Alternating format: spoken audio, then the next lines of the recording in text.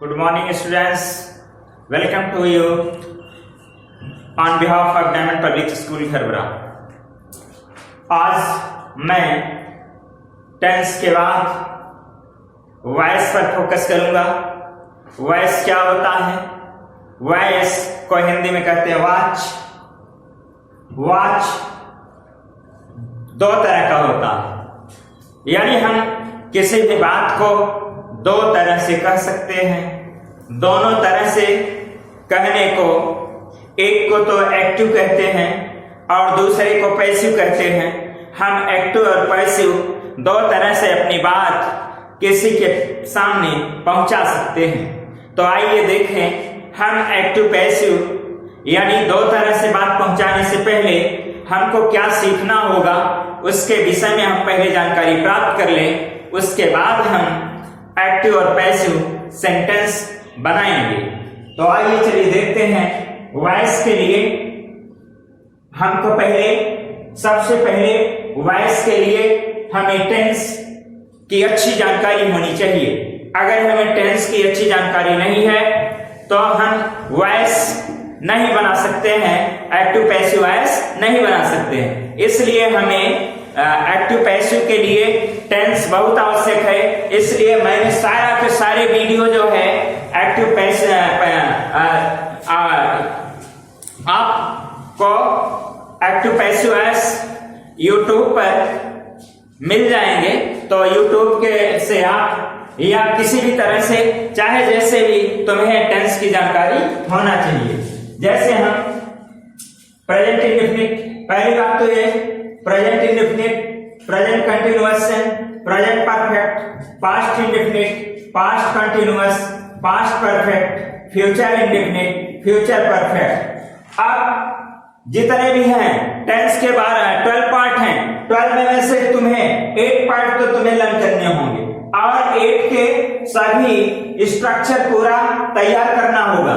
Present indefinite में पहले जो देखो, एक्टिव वॉइस में कौन सा हेल्पिंग वर्ब होता है और पैसिव वॉइस में कौन सा हेल्पिंग वर्ब हो जाता है, ये टेबल तुम्हें पहले लर्न करना होगा।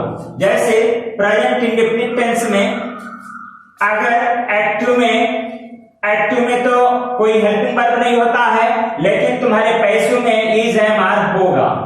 नेगेटिव में डू डज होता है, फिर भी डू डज रिमूव करके इज एम आर ही लगाया जाता है। इंट्रोगेटिव में भी अगर प्रेजेंट इंडेफिनिट में डू डज का प्रयोग है तो हमारा पैसिव में डू डज को रिमूव करके हटा करके इज एम आर का प्रयोग करते हैं। और एमडी थर्ड मैंने देखिए एक लगा रखा है गैप वाला, तो एमडी थर्ड सभी में जितने भी टेंस होंगे, अब अगर तुम्हें पैसिव वॉइस बनाना है तो पैसिव वॉइस में तुम्हें एमडी थर्ड यूज करना होगा। इन पैसिव में तुम्हें सब एमडी थर्ड यूज करना पड़ता है। प्रेजेंट कंटिन्यूअस में is am are helping verb होता है, is am are helping verb होता है। अगर तुम पैसिव बनाओगे तो इज एम आर के बाद बीइंग, तब उसके बाद वर्ब की थर्ड फॉर्म लगाना होगा। प्रेजेंट परफेक्ट में हैव के बाद हैव एक्टिव में होता है, लेकिन पैसिव में हैव के बाद तुम्हें बीइंग जोड़ना होगा। बीइंग ऐड करने के बाद हमें एमडी थर्ड यूज करना होगा। बता रहे हैं एमडी थर्ड सभी में यूज करना होगा। उसके बाद पास्ट इंडेफिनिट में, पास्ट इंडेफिनिट के अफर्मेटिव में कोई हेल्पिंग वर्ब नहीं, लेकिन निगेटिव और इंट्रोगेटिव में डिड का प्रयोग होता है। तो इसमें सभी में, चाहे वो अफर्मेटिव हो, चाहे निगेटिव हो, चाहे इंट्रोगेटिव हो, सभी में भी वाज वर्ब का प्रयोग करना होगा। अब पास्ट कंटिन्यूअस हुआ, पास्ट कंटिन्यूअस में हेल्पिंग वर्ब वाज वर्ब का प्रयोग करते हैं, प्लस आईएनजी होता है, इसलिए वाज वर्ब प्लस बीइंग का प्रयोग करते हैं। सुन लीजिए, बीइंग का प्रयोग उसी में होगा, बीइंग का प्रयोग उसी में होगा जो कंटिन्यूअस होंगे, और बीइंग का प्रयोग उसमें किया जाएगा जो परफेक्ट होंगे।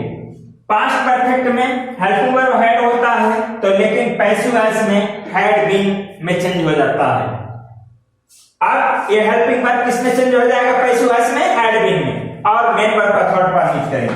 फ्यूचर इंडेफिनिट में विल और शैल, जब पैसिव वॉइस में, फ्यूचर इंडेफिनिट को जब हम पैसिव वॉइस में बनाएंगे, एक्टिव वॉइस में तो विल और शैल हेल्पिंग वर्ब यूज करते हैं, लेकिन पैसिव वॉइस में बी का प्रयोग करते हैं तब थर्ड फॉर्म का प्रयोग करते हैं। फ्यूचर परफेक्ट में विल, शैल प्लस है का प्रयोग होता है फ्यूचर परफेक्ट में, लेकिन जब इसको हम पैसिव वॉइस पे चेंज करेंगे विल और शैल प्लस है प्लस बी का प्रयोग करेंगे, उसके बाद थर्ड फॉर्म का प्रयोग करेंगे। अब इसको सीखने के बाद एक और बात तुम्हें सीखना होगा, बहुत ही इंपॉर्टेंट है, पर्सनल प्रोनाउन। पर्सनल प्रोनाउन का चार्ट तुम्हें आना चाहिए। पर्सनल प्रोनाउन का चार्ट अगर नहीं आ रहा है तो एक्टिव पैसिव सेंटेंस बनाने में प्रॉब्लम हो सकता है। जैसा कि मैं थोड़ा सा यहां फोकस कर दे रहा हूं कि किसका ऑब्जेक्टिव केस क्या होता है। जैसे पर्सनल प्रोनाउन में सब्जेक्टिव केस,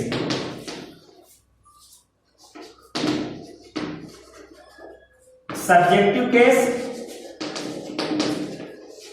ऑब्जेक्टिव केस। एक सब्जेक्टिव केस ऑब्जेक्टिव केस के की जानकारी होना जरूरी है।